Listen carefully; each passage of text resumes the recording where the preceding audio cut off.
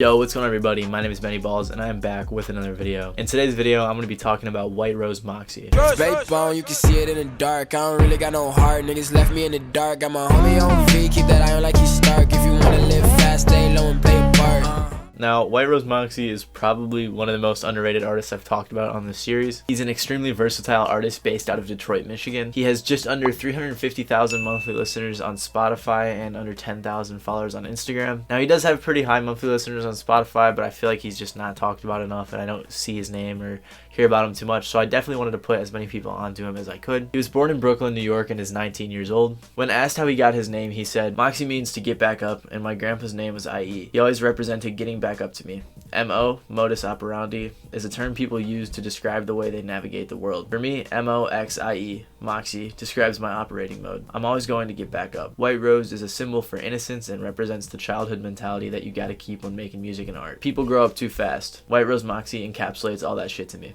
And this is what he said when asked about why he started making music. "When I was 8, I had a bad asthma attack that left me in a coma for days. And after waking up, the first thing I wanted to do was make music. I had never had the interest before, but for some reason after that, it was all I could think about." He has a really interesting reason for why he started to make music. I went through a bunch of interviews for this video, and in every single one he brings that up. So it's a really interesting reason, and I've never heard of anything like that before. He said that he started building a setup and acquiring equipment over the following years after this experience. And he also taught himself engineering, mixing, and all of that stuff.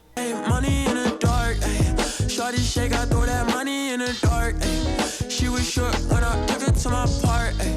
I know that you really scared up in the dark. He has 2 full-length projects out right now, 2 EPs, and a ton of singles. But almost every single song on all of those albums are super good, and I highly advise checking them out if you guys have the time. I also really personally enjoy the recent EP and singles he's been putting out, so definitely go check out that music if you have the time as well. He's constantly making quality music, and he's constantly hitting the studio. He says he makes a couple hundred songs every couple months, and then he does it just to practice and get better, which is honestly the best way to do it. If you want to get better at making music, just keep making it and keep doing it until you get better. And obviously he doesn't drop everything he makes, but it's practice, and practice makes perfect. He says a lot of the songs he makes are freestyled, and that the majority of White Ceilings was also freestyled. He says his creative process is very raw and freehand, and that he makes most of his music based off of how he's feeling. He doesn't really stick to any one genre. Ones to Watch says he walks the line between pop and rap in a way that few other artists have been able to effectively accomplish. And I wholeheartedly agree with that statement. I think the way that he bends genres and doesn't really stick to any one sound or style for a song is very evident in his music. You can honestly listen to a lot of his songs in his discography, and a lot of them will sound different. For example, I recommend listening to like White Gold,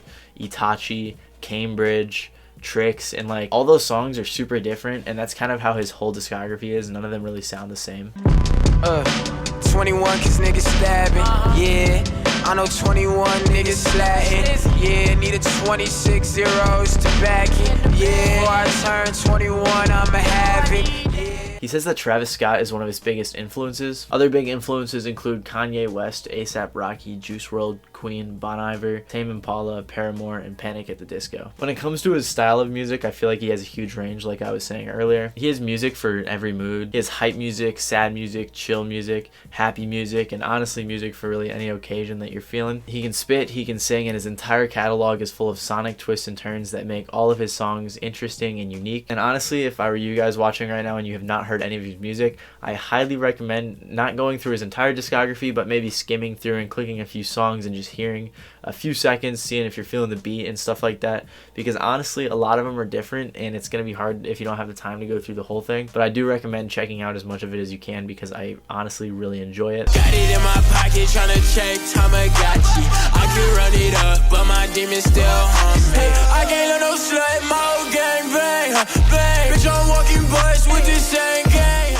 I would put my favorite songs on here, but I'm going to be completely honest, when I went through his discography, I added almost all of his songs to like my bangers playlist. So like, he's a super good artist, and I highly recommend checking out his discography if you have the chance. To give you guys an idea of the overarching genre, I'd say it's mostly like hip-hop, trap, rap, pop type of music. But as we all know, there's tons and tons of subgenres when it comes to those main genres, and he honestly hits a lot of them. Anyways, I hope you guys did enjoy this video. If you did, make sure to leave a like. Make sure to check out Moxie's music, because I'm a huge fan of his, and I think he deserves way more attention. If you guys like content like this and you want to see more underrated artists or more hip-hop related videos, make sure to subscribe down below, and just stick around for more sick content. You get to see me a little more. That'd be cool, wouldn't it?